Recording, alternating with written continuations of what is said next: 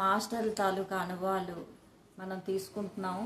ఎంతోమంది పిరమిడ్ మాస్టర్ల తాలూకా ఎక్స్పీరియన్సెస్ అన్నీ కూడా ఈ పిఎంసి శ్రీ గిజా పిరమిడ్ ఛానల్లో మనం పెడుతున్నాము. ఈరోజు ఇంటర్వ్యూలో అండమాన్లో ఉన్న మాస్టర్లతో మనం కొన్ని విషయాలు తెలుసుకుందాం, ఆ మాస్టర్ తాలూకా విషయాలు. ఓకే, నమస్తే. Hi madam. Hi madam. మీ పేరేంటి? నా పేరు ముకుంద. ఓకే, మీరు ఎప్పటి నుంచి ధ్యానం చేస్తున్నారు? నేను 2016 2016లో నేను ధ్యానంలోకి వచ్చాను. మీరు ధ్యానం చేసినప్పుడు చేయలేనప్పుడు ఏం తేడా చూసారు? మీ ధ్యానంలో రాకముందు ఎలా ఉండేవారు, ధ్యానంలోకి వచ్చాక ఎలా ఉన్నారు?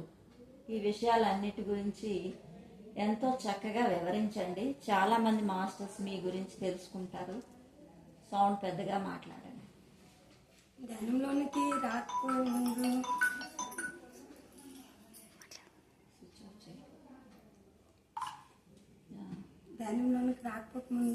చాలా ఏడ్చిదాయి మేడం. మా అమ్మ పెళ్లి చేసి పంపించిన తర్వాత ఏ రోజు హ్యాపీగా లేను. నాకు 3 పిల్లలు మేడం. మా ఆయనతో నాకు చాలా ప్రాబ్లం ఉండేది. ఎప్పుడూ తిట్టుకొని కొట్టుకొని ఉండేవారు. ప్రేమగా చూసేవారు కాదు. నువ్వంటే నాకు ఇష్టం లేదు అలా చెప్పేవారు మా ఆయన.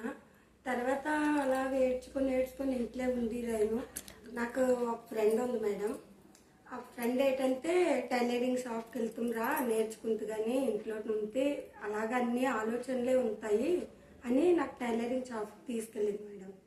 అక్కడికి వెళ్ళిన తర్వాత ఈ ధ్యానం అనేది పరిచయమైంది మేడం. ఎవరు ఆ మేడం పేరేంటి? రాజేశ్వరి మేడము ఆ టైలరింగ్ నేర్చుకోవడానికి వచ్చారు. అక్కడికి వచ్చాం మేడం.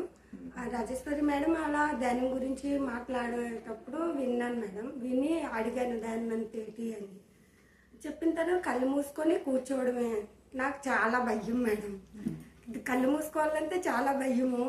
కళ్ళు మూసుకొని కూర్చోవాలంటే నేను చేయలేనేమో అనేసి నేను కొద్ది రోజులు అలా వదిలేశాను మేడం.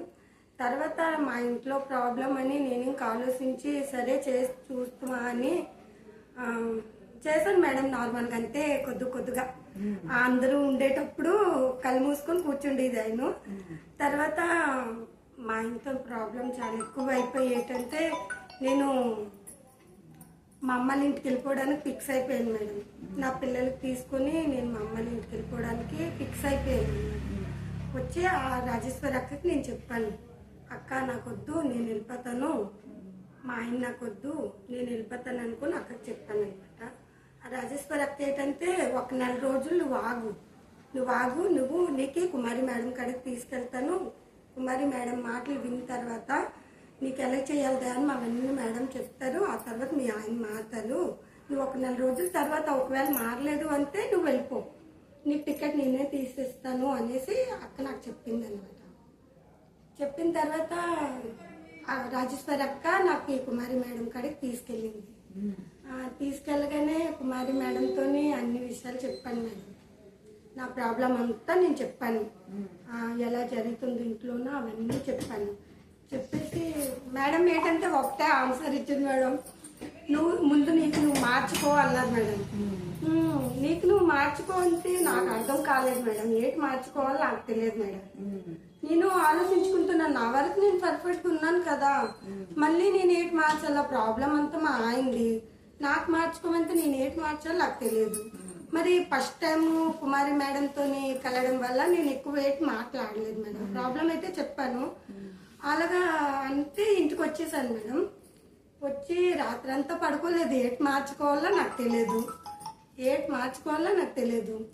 అలా అని ఆలోచించి తర్వాత నెక్స్ట్ రోజు మేడం మళ్ళీ కుమారి మేడం కాడికి వెళ్ళాను. వెళ్ళిన తర్వాత ఏంటంటే అడిగాను, మేడం మార్చుకోవాలని అన్నారు కదా, ఏటైతే నాకు తెలియదు మేడం, మీరు చెప్పండి నేను మార్చుకుంటాను.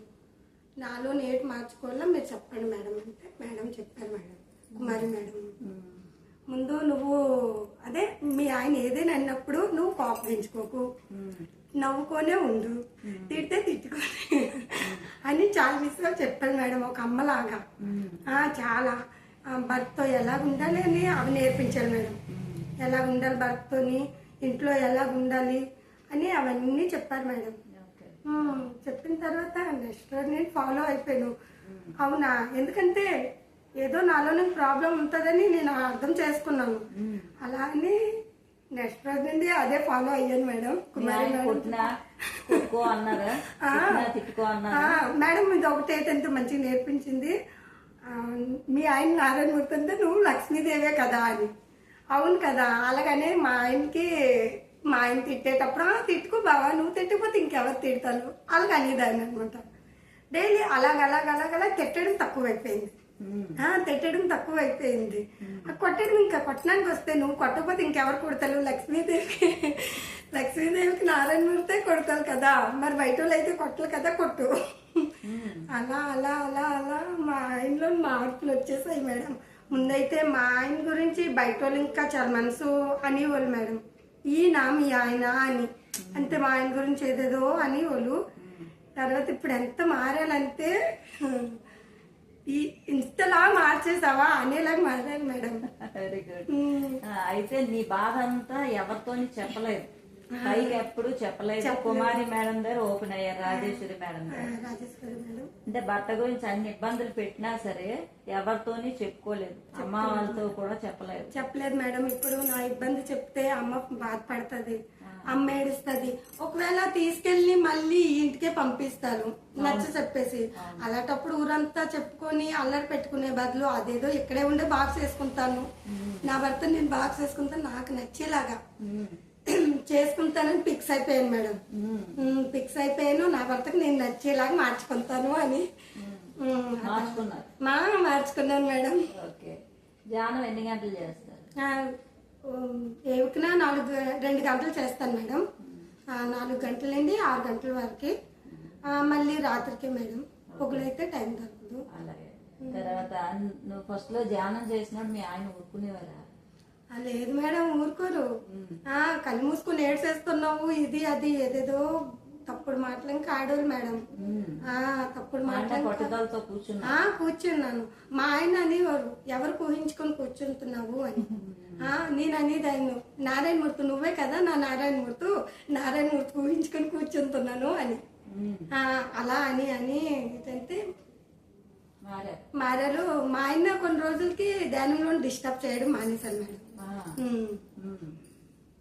తర్వాత అలా ఇప్పుడేం చేస్తున్నా మీ ఆయన నేను కూర్చోబెట్టి పనులన్నీ చేస్తున్నారా? పనులన్నీ చేస్తారు మేడం, అవన్నీ పక్కన పెడతా మేడం. నేను ఎక్కడ అంటే మా ఆయనకి నాన్ వెజ్ మానేశాను మేడం.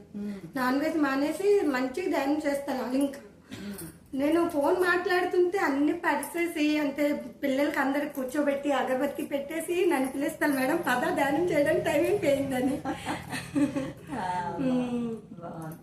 అలా అంతా అనుకూలంగా ఇంటిని మార్చుకున్నారు.